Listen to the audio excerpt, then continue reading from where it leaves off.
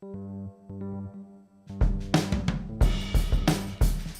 is episode number 206 of the Homeowner Show. Whether you're DIY or looking to hire, we're here to help you find the best information and options for you and your home. My name is Kevin Hackett, and here with me is Craig Williams. Hello, and welcome for whatever it is. Just thank you for being here. I don't care anymore. Welcome, people. Welcome. Thank you for joining the show. How you doing, Craig? Or be unwelcome. I don't care. Whatever. Yeah, I blew it. I blew it. Yep. Just going to take a sip of my zero sugar Dr. Pepper. Very refreshing. Not that they're paying me anything. Right. No, but they are pretty good. I'm not going to lie. I like them. I drink them. Yeah. How you doing? Doing good, man. I came across an interesting tidbit of news. So back in the early days of the Homeowner Show, we had aspirations of having on Nick Offerman. We made it a goal Yeah. to have him on our show at some point. At some point in time. We went through some lengths to actually try, Right. and we were told, No. yeah, Nick Offerman is not doing shows. Yeah, and At I think all. it was mostly my inability to grow a full set of facial hair. There's no doubt that had something to That do played with it. into it. Well, I mean, and I get it. I get it. You Yeah. know, to be a man, it is important for you to be able to do that. But So here's the tidbit. So one of the podcasts that I listen to is the Meat Eater podcast. Okay. I enjoy hunting. I enjoy the outdoors. yeah. I really liked the new book that they just put out, Raising Outdoor Kids in an Indoor World. Right. Steve Ranella wrote a fantastic book on parenting. Okay. For that. I'd really love to have him on to even talk about that. Let's do it. And then they also have a chef that works with their program, Kevin Gillespie, who was a contestant on Top Chef back in the day. He was one of our favorite contestants on that show. Really? He's part of their crew now. He's Cool. like doing all their wild game preparation and all this kind of stuff. Nice. Anyway, a while ago, back on the Meat Eater podcast, which is a fantastic podcast if you're into hunting and somehow Thoreau came up, the poet. Yeah. Are you familiar with it? Like Walden Pond? Yeah. I mean, like, it's very, very well known. Right. Well, apparently... Cultured. Sure. Of course you are. Yeah. Of course you think you are. not? You know, the whole work of Walden Pond is renowned by people because, I mean, we talk about walking in the outdoors and hiking, and so he's sort of revered as an outdoorsman. Sure. Well, some people who did some research come to find out that he actually didn't have it all that tough. I mean, he was staying in that cabin, but then he would walk to his mama's house every day to get lunch or something. Like, he was kind of a mama's boy. Okay. So, in jest, Steve on the show called Thoreau a candy ass. Okay. And apparently, Nick Offerman took umbrage with that, Okay. being a Thoreau fan, Okay. and accused Steve of bullying. Oh, so Nick Offerman accused Steve of bullying a poet that's been gone for Yes. centuries. I don't know how long he's been gone. And was a example of the culture of bullying in the outdoors world. Really? To which I say, harumph. I was like, really? That's what you're... That's the thing you're going to here's go the- after? That's like, yes, man, you are Jim Bowie, Right. making the line in the sand. Why? Why? How Of all the dare things- you of all the things- critique a poet who's been dead for I don't know how many years. I don't either. But like, of all the things that he comes out and like puts his name on, that's Yeah, it? That's the thing. Like, That's apparently he writes an annual article for Outdoor Magazine, Okay. and like that's what he decided this one was going to be about. Oh my goodness. So let me officially uninvite Nick Offerman from. Ah! Here's the other thing is I was listening to the, and like, you know, like, who knows, man, but like they were saying on their podcast that like they had seen, and Nick Offerman doesn't, I read the article, he doesn't outright call out the Meat Eater podcast. He refers to it vaguely, but like it's pretty obvious what he's talking about. Sure. But so they found out people they have a massive following. Sure. And so people like on Reddit were like, "Hey, isn't Nick Offerman like talking about the Meat Eater podcast right here?" And like everyone's like, "Yeah, he's absolutely talking," because he's quoting them. Right. Like he puts it in quotes, but doesn't refer to the show that he's actually talking about. That's funny. And so like the people from the Meat Eater podcast thought it was funny, and we're like, "Hey, we should have him on and have a chuckle about this." Oh, wow. So they reached out to him, like we did, And they said- got something out of him? and they said, "Hey, would you like to come on the show?" And they said, "Nick Offerman is not available." That's exactly what we got. Right. Thanks. So there you go. So that's the end of We're the story. operating on the same level, bud. Well, hey, I'm glad to know that he's consistent. We are getting the same sort of curmudgeon-y Yeah. from Nick Offerman as the Meat Eater podcast. You know, we also got the same treatment from Tim Tebow. Did we ever actually reach out to him? I did. You did? Yeah. Oh, that's why. Wait, I went through I got to pretty much like the last channel. So you got to send me into situations like that because, like, I don't care about sports. I could have played hard to get. Oh, yeah. That's what they want. Didn't you play golf? like in college? Yeah, exactly. You throw a mean slider, right? Right. Oh, gosh. Wow. Yeah. I could have made it work. Yeah, I play hard to get really good. that's, yeah. It would That's how I got you on this show. Yeah, that's exactly right. That's exactly right. All right. Continuing the series, Yeah, oh yeah, this is part 2. part 2. Yeah, here we are. So we're talking about the top cities for families. Yeah. So, and this is data that Wallet Hub put together in 2022, by the way. This is current data. And we'll go through like how they did this, and they basically based it off of 4 categories: family fun, health and safety, education and childcare, and affordability. Right. So last week, or not last week, I don't know when this episode is going to air, but like last time, we went over what are the funnest cities according to Wallet Hub. Yeah, they were wrong. They were wrong. But by golly, they put a list together. Yes, they did. So, and And the health and safety ones, they also put a list together.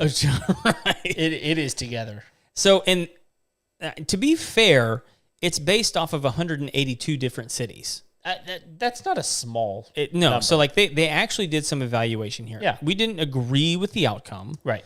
And there's a lot of cities in the U.S., so like we're trying to be fair. Sure. But this one we know little to nothing about. It- But we wanted to pretty make sure much. that you had the information. Pretty much any of them. So anyway, these are the top 5 cities for health and safety. Yeah. And as I was going through them, I noticed a theme. I don't know if you noticed a theme. I did. But let's go through them. Okay. So number 5, Santa Clarita, California. Okay. Um, That place is a place. it is a place. They're popular. I'm going to tell you populations. 212,000 Right. in 2020. That's a good number. Mm-hmm. That's a big place. And they didn't make the fun cities. No. But they do have a couple of theme parks Yeah, in Santa they've got it. Clarita. They've, They're not far from Los Angeles. No, So they've got a Six Flags. Well, they got Magic Mountain. That's a pretty big one. And then they've also got a Hurricane Harbor next to Magic Mountain. Magic Mountain's one of those places that like Californians are aware of. Oh, sure. Yeah, I mean, it's like Six Flags in Dallas. Like people in Texas people know about it people that know live about there. it. That's exactly right. Yeah. So you also have the chance of having a Netflix show named after you. Have you seen that, the Santa Clarita Diet, Yes. where like the woman just decides to start eating people? Uh-huh. So you got that to look forward. I don't know how that falls into health and safety. Well, It doesn't sound healthy or safety. or safe. True. So But I don't know if Wallet Hub took that into consideration, but they should have. Sure. But I will say that, like, whenever I start looking at things in Santa Clarita, like, I see lots of good things about their police force. Mm-hmm. It shows up really quickly. Yeah, on because Google. those are two different things, health and safety. Right. Yeah, Yeah. And I would say police force is one of the safety aspects of a place you live. Yeah. For sure. Now, Now I don't know anything about their health system. What that even means? Like, do they have like great hospitals? Yeah. I don't know. Well, here's the other thing, man, is they have a relatively young age median. Like the average age in Santa Clarita is 37. Interesting. Yeah. That's young. I mean that's right in the middle. And people there don't make a whole lot of money. I would think not. The average median is like 55,000. Okay. So I mean, like, you know, it's not like a bustling metropolis or anything, but It's like a decent size. it's a decent sized city, but like as far as like age and like what, you know, wage earning, it's not that high. And like Right. this is something that I've actually heard quite a bit about California, is like once you get outside the big cities, it's pretty much like the rest of America. Yeah. And I think Santa Clarita probably falls in that, but like you also have a city that falls into the public health support politic, you know. And I don't know if you noticed this, but like every single one of the top 5 is a state that supports that. Yep. So I did. I don't know if that was a metric that they used to produce this list. I would imagine that factors in. Sure. Okay. So, and that'll become apparent as we go through this. So, number 4, Warwick, Rhode Island. Where? Yeah, exactly. I mean, like Houston's bigger than Rhode Island, so I don't know that place very well. Providence is the only place I've ever heard of. Well, so Providence is the biggest city in Rhode Island. Warwick is the second biggest city in Rhode Island. Yeah, it's got like 80-something. 81,000 people. 81,000 people. Yeah. So- Well, that's as of 2020. Yeah, I would imagine that number has gone down. probably. And it's not a knock on the city. It's just, I mean, like that's kind of how it's going these days, is people are moving away from places like Yeah. this. And also, to be fair, Warwick is a suburb of Providence, Right. so it's close. Right. But again, like I don't know any. I just don't know anything about this place. So I'm genuinely curious. Like what metrics are they using for health and safety? Again, does it come down to like hospitals and police force? Does it come down to, I don't know, like their crime rate, things like that, which again could very well go back to things Okay, like so the here police force. here are their criteria. Okay. And it accounts for 20 points in the total score for family-friendly cities. Okay. Air quality, Oh. water quality, Okay. access to healthy foods, pediatricians, like per capita, Yeah. share of uninsured children, public hospitals, like the ranking of the public hospitals, the infant mortality rate, pedestrian fatality rate, driving fatalities per capita, violent crime per capita, property crime per capita, and family homelessness. And then percentage of residents who are who are fully vaccinated. Okay, sorry. I shouldn't be laughing at that. Well, no, like like with that, when that factors in, which it's not a whole lot of, it's okay. So this is what irritates me, is that accounts for more points than family homelessness. I'm sorry.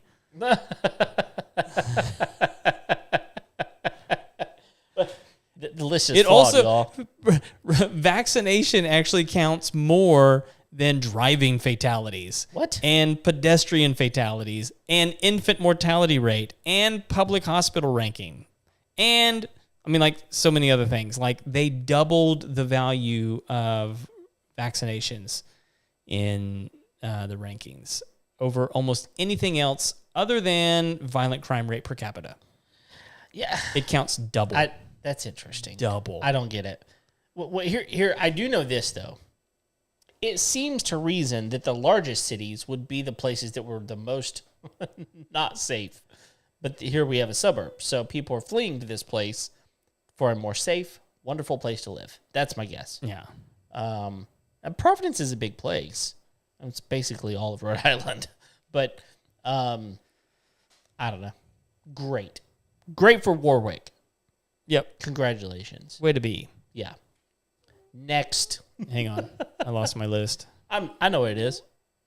But you can go ahead because you found it by now. I want to The scroll Magic Mouse with my hadn't magic found it? mouse. Come on. Number 3, Portland, Maine. Portland, Maine. Yeah. Okay, great.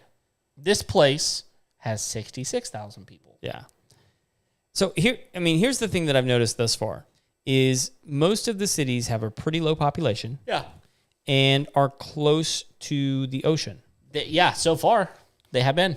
And we're going to continue that trend. You know, and here's why I think that's important. When you are bordered by the ocean, I think you are susceptible to less violent crime. Sure. Because you have, it's coming from less It's landlocked. space. You know, like we don't have pirates like we used to. We still have pirates. But I've never seen any. But they're landlocked. Yeah. I mean, you can't go east here. So, I mean, when you are in Portland, Maine, and I would go so far as Can't to go say east. is if you are close to the ocean, you are almost guaranteed to have better air quality. that's what I was going to say. Your air quality is going to be better. And I don't know about the water quality. I don't really know how that factors in. I imagine it helps. I'm not drinking the water from the ocean, so yeah.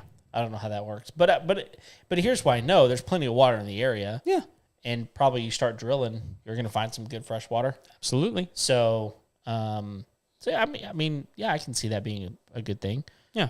Again, I know nothing about the safety aspect of things as far as some of that stuff goes, but okay. Yeah. Number All right. 2. Number 2, Irvine, California. We're back on the West Coast. Back on the West Coast. And this place, we're talking big, pretty big. It is pretty big. 272,000. Trying to actually, well, no, zoom out. Okay. It's in Orange County. It's south of Los Angeles. Yeah. And I mean, it's basically part of Los Angeles. It's a suburb of Los Angeles. I mean, that tells you something, man. Like whenever you get to like a pretty far out suburb, which it is, it becomes better and better. Yeah, and 272,000. It's a big place. People are moving out there. It's south. It's even south of Anaheim. Like it's getting out there. So again, people flock. I mean, we live in an area that's like that, right? Like people move further and further out to get to a perceived safer, healthier place to live. Yeah, You know. for sure. And again, they are close to the beach. We're that's a trend Yeah. in this list, at least. So Cool. Let's go to the last one. last one is Fremont, California, Another big city. which this one's actually kind of in an interesting place, man. So it is southeast of San Francisco Yeah. and just north of San Jose, Yeah. but more inland. And so, it's actually in that bay. It's a bay. So, I mean, you can get to the ocean from it, but, San Francisco kind of sits out on that peninsula. Yeah. And then Fremont is down in, the southeast part of the bay, just on the inside of San Francisco. And apparently there's a lot of stuff happening over there. There's a lot of, it looks like there's a lot of, there's a huge state park. Yeah, it's massive. On both sides of that place. Yeah. And just to the north. I mean, so it's almost surrounded by state parks. Yeah, and you're getting into some really, really mountainous areas. You're not far from some of the redwoods and that type of thing, which is pretty cool. Yeah. It's a neat area to live. I would think, if you don't want to live in San Jose, don't want to live in San Francisco, but you really want to live in a city, Mm-hmm. it's probably a great place. Yeah. I would think. I can see why this is a popular. It is. Popular place. I think population-wise, it is the biggest city in the top 5. Yeah, it is. By I don't know, 30 or 40,000. Yeah. So yeah. So yeah, look, we're narrowing down these things, and we're getting to some of the best places. We've got a few more episodes to go on this list, but we're narrowing down to some of the best places to live in America based on some. And honestly, look, as a dad, as a parent, health and safety is huge. Sure. I mean, it really is. Here's an interesting statistic about Fremont, though. It says housing expenses in Fremont are 214% higher than the national average. Well, that's not okay. And so That's a lot. Like, at what point is that a value? Is it? Well, I mean, here's the thing. Like, Then the average. Average. No, I get it. Here's the problem, though. Like, I would bet that like people just make a lot of money there too. Could be. I mean, because a lot of these places, it's like, look, if you're going to move here and live here, you're going to have to make a lot of money because everything's expensive. I mean, like, here's some other numbers. I mean, because just to put it in perspective. Okay, housing expenses 214% higher than the national average. Crazy. Okay, utility prices 31% higher than the national average. Jeez. Transportation expenses 40% higher than the national average. Oh my goodness. Grocery prices 28% higher than the national average. Okay, that sucks because we just talked last episode about how much groceries cost. Yeah, I mean, so ridiculous. It's like just across the board, it's almost going to cost you 3 times as much to live here as it does anywhere else in the country. There's a lot of rich people that live here, probably. Has to be. Has to be. I mean, like, you really have to love this city in order to want to live here. Yeah. Or you have to live here. Or you have to. I mean, like, I really don't understand people who are, because people will tell me all the time, it's like, well, if you're impoverished, they can't get out. And I'm like, nuts to that. Yeah. I mean, yes, you can. There are ways. I mean, if you are even like slightly surviving in this city, you can get out. Sure. And find another city. If you want to. I mean, and it'll cost you half. Sure. Yeah, absolutely. I mean, you could walk over to San Francisco. It's probably cheaper.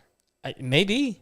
I mean, I don't know. I mean, they do have a Whole Foods, so it's an expensive place. They also have a Walmart and a Costco, so yeah. It's a weird thing, man. Yeah, I mean, I would be interested to check it out. But sometime. like that's the number one city. If health and wellness are the number one concern for you, there it is. You can pay 3 times the amount to live there. Yeah, or you can like live on a dirt farm like 10 miles outside of town, and then just come in every once in a while when you need healthcare, I guess, and pay less. But I mean, that's ridiculous. That's crazy. I know that it's almost like they know it. Sure, I know people that live in California love it. Sure, I know they do, and I in many ways, I've not been there. I know why they love it. It's beautiful. It absolutely is beautiful. The weather is beautiful year round. The scenery is beautiful. There's lots of stuff to do, but I can't fathom going. I want to spend that much money to live in a place. Right.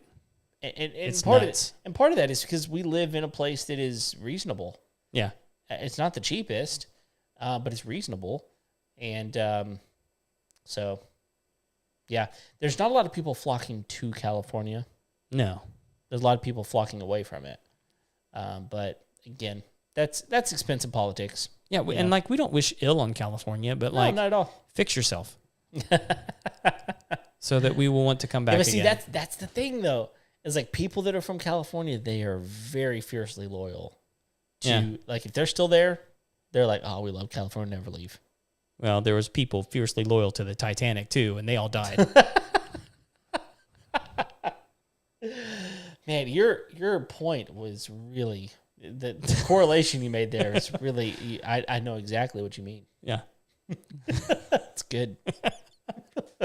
Well, I'm really interested to see where some of these wind up going because we got like 3 episodes left. So in this series, so it's gonna be good. Yeah, we're gonna space them out, but it'll. Yeah, we want to come back to this data. Yeah, exactly. So, anything else?